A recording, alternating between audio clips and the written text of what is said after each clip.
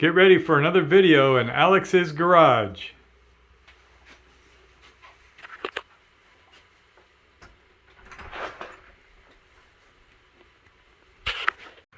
Alright, this project today, I'm going to be looking at the wiring for the overdrive.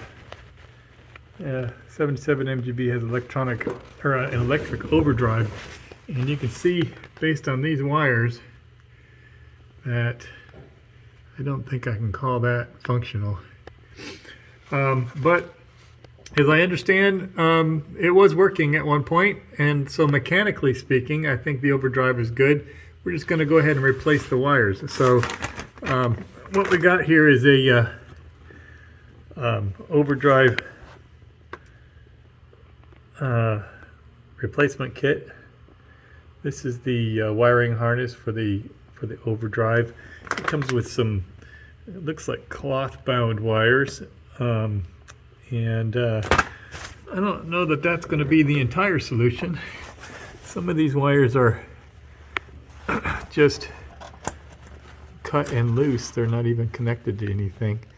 The original installation, the wires go up, and the switch for the overdrive is on the stick shift itself, but I'm moving that to the front, or to the center console, the lower dash section of the center console. We're going to use a 60s era overdrive switch and a custom shift knob, so we're not going to put the switch back onto the shift knob. So let's go ahead and get this thing cleaned up. I think I'm going to have to actually open up this little box here, because some of those wires are pretty badly frayed, and I don't think that they come as part of the kit. So let's go ahead and get this exposed and see how bad the damage is.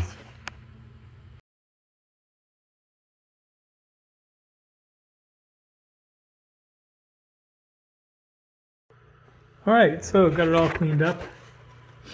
You can see in here, I've got the, remember that wire that was all frayed, this one right here.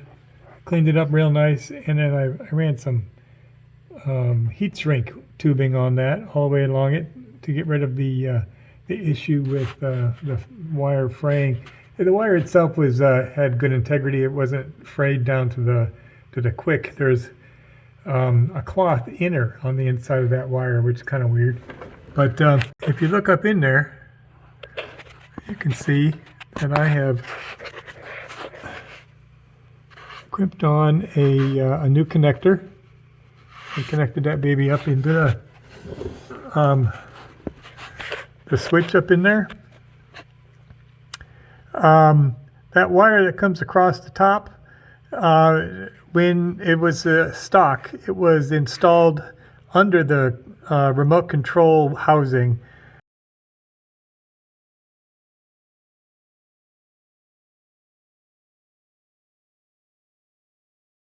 I couldn't get it under that gap. It was just too small, so I went ahead and fished it over the top of the remote control housing.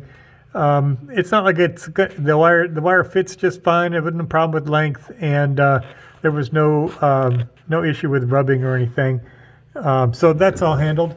That harness actually also includes the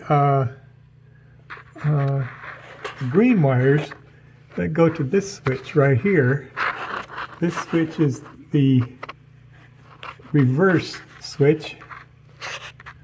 Those green wires right to go to that, and then the whole bundle goes down. This was a cloth bundle, oddly enough, and then it goes up to the front. And from about here on forward, it had a plastic tubing, which I have now shrink wrapped onto the cloth so it doesn't slide around, and that'll keep it shielded from any kind of heat or anything like that as that goes up into the engine compartment. So that's the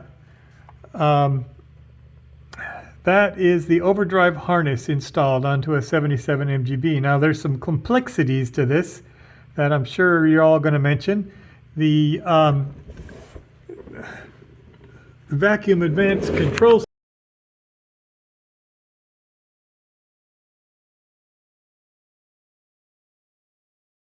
So the old wiring harness had some additional wires, these brown wires here, connected to the ignition advance.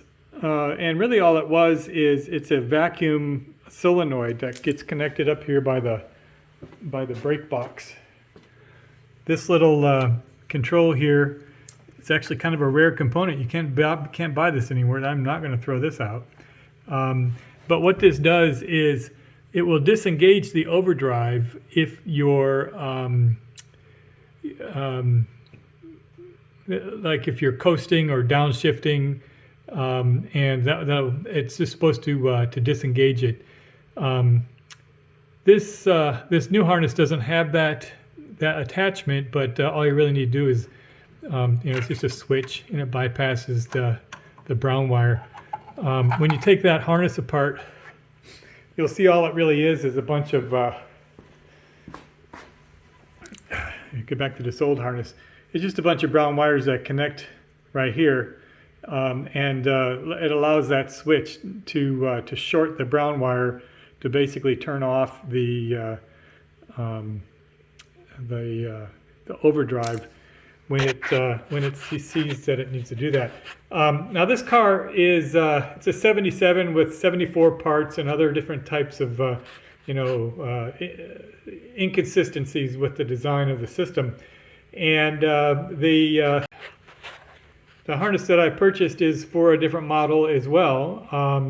And we also are putting a Weber carburetor in here, and all of the vacuum and small control had been removed. So we're going to run it and see if I need to put that device back on there, then we'll put it on there. But for right now, I'm going to run without it. So anyway, there you go. That is the installation of the overdrive harness on a 1977 MGB.